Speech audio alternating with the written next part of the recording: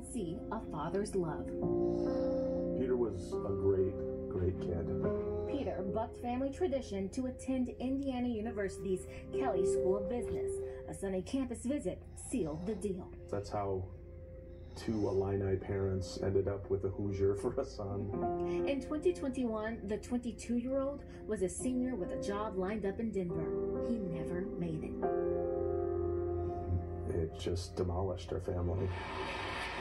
Peter's roommate found him dead in their Bloomington apartment 5 weeks before graduation. And it wasn't for several weeks that we found out that it was fentanyl, that he had been poisoned by fentanyl.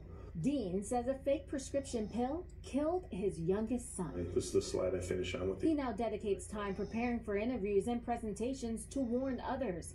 Peter was one of 48 drug-related deaths in Monroe County that year.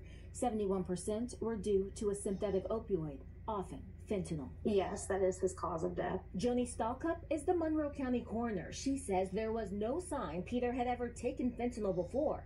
That's one reason his family believes he took a pill he didn't know contained the substance. Let's face it, you don't know what you're getting anymore. Just look at this. The counterfeit pills look like the real thing. They look nearly identical, if not, sometimes you can't tell the difference.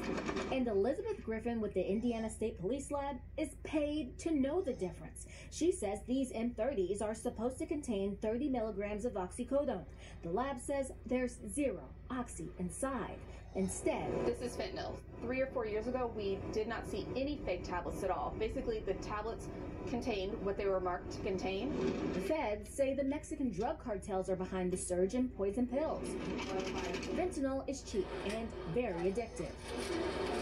What's the point of selling pills that can kill someone from the standpoint of a drug dealer? Why kill off your clients? I think sometimes they don't mean to kill them off.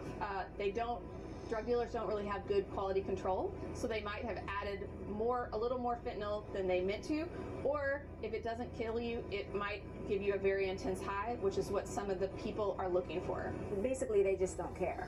Yes.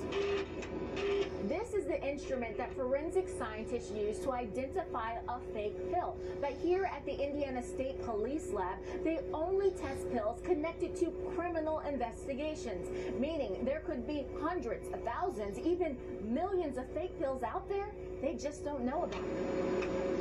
A years-long backlog limits what they can do, but ISP still handles 50 poison pill cases a month. The DEA tests tens of millions of pills and calls them the primary driver in the increase in deadly drug poisonings. 106,699 Americans died in 2021.